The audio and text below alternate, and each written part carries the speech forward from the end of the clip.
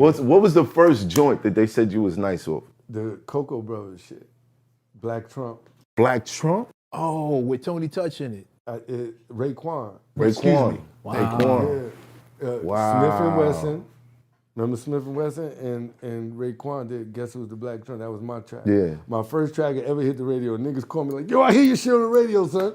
I'm like, huh? That's Nigga, crazy. that shit. And I sold my first beat for $5 grand. $4 or $5 grand. Now, mind you, I'm out tapping pockets trying to get some money. Yeah. I'm not getting no real money because niggas is like, all right, Debo, get the fuck out of here. Right. You know what I'm saying? But at that point, nigga gave me $5 grand, then I sold 5 beats to them for that album, for the Smith Wesson album. Right. $5 grand a piece. It was either 4 or 5 a piece. And then after that, Onyx heard about me. And then I did Shut 'Em Down, which was the title song on their last album that they did. And that was the first song that people heard DMX on. Ever. And then Big Pun was on God Bless the Dead, was on the remix. So I was in the studio with Big Pun. That's crazy.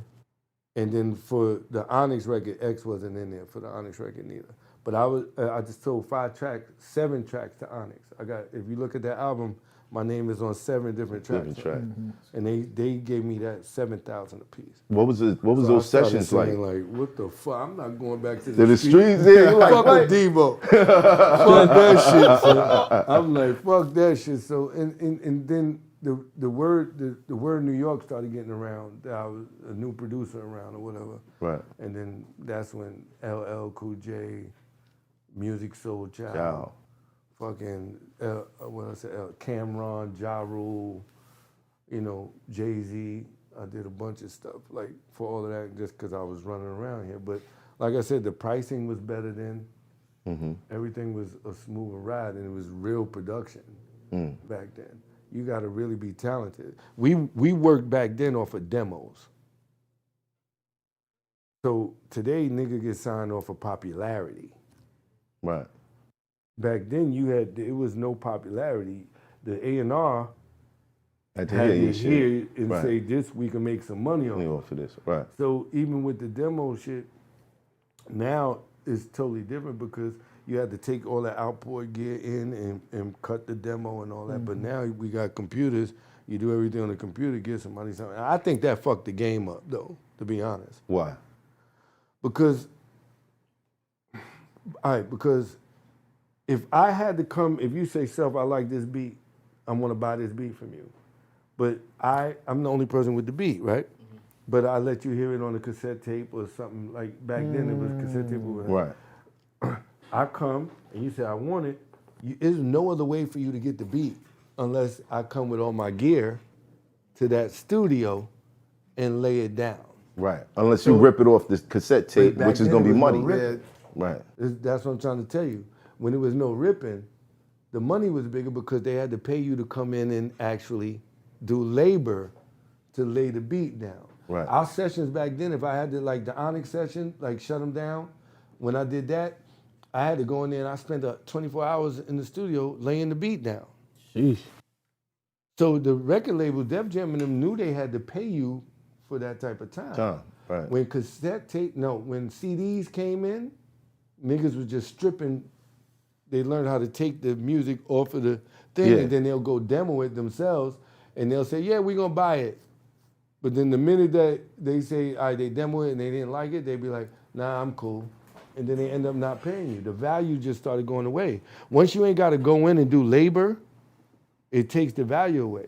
So now, like we said, everybody's doing beats with Fruity Loops and all this shit. The value ain't there no more.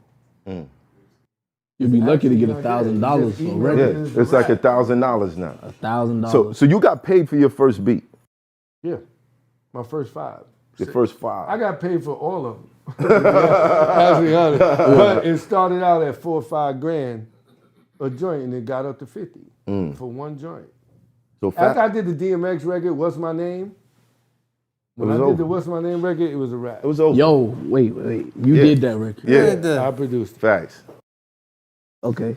All right. We can keep going. Yeah. We're going to talk about And I got some more shit too. Like This new shit is crazy. I got over outta 25 here. platinum records.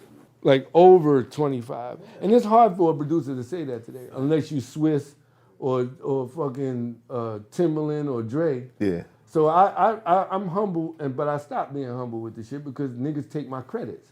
You feel me? Right. Like, and we talking about Irv. I'll say names. So Like, you said break we that gonna down. talk. What happened? I'll start talking. Break that Niggas down. start talking and saying, yo, all right, boom, they made beats. And it's not, you ain't, I did it. Right. Period.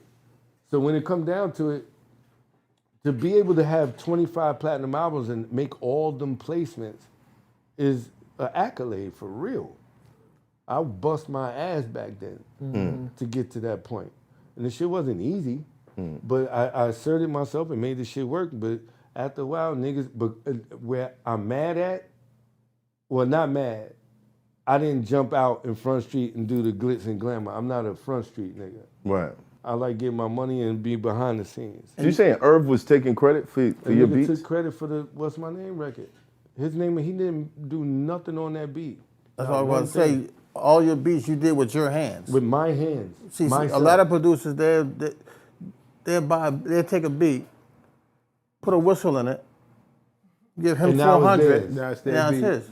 But look, let me tell you, the going thing back then was Puff did it, Irv did it. Keep going. I think DNY, not DNY. No.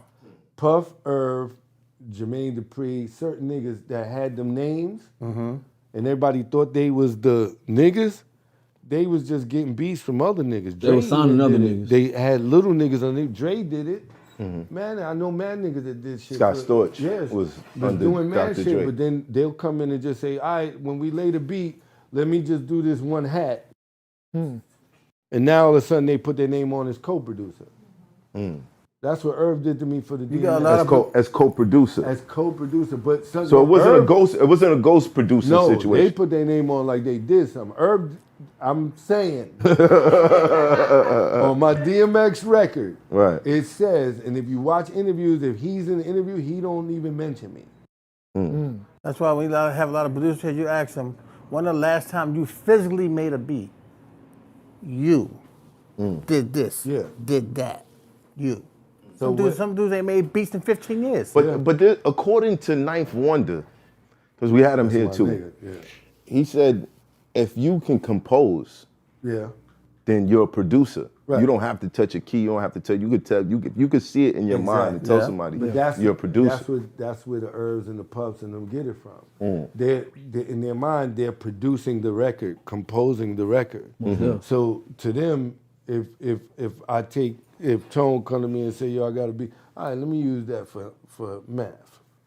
But I need to do this to it and move it around a little bit, this and that. Now all of a sudden, I take the credit because I'm the bigger name. Right. And the last man that touched it. Yeah.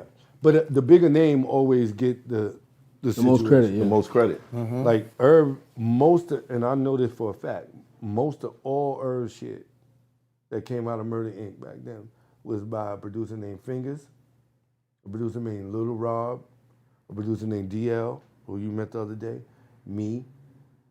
Most of that stuff was done by them.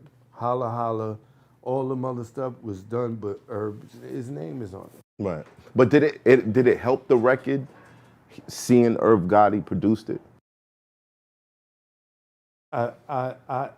It's hard to even say that, to try to judge that thing for knowing from back then, because I was in the middle of all that. Right. But I know the producers too. And right now, they're not doing nothing. They hurting some of these niggas. So if it helped anybody, it helped Irv.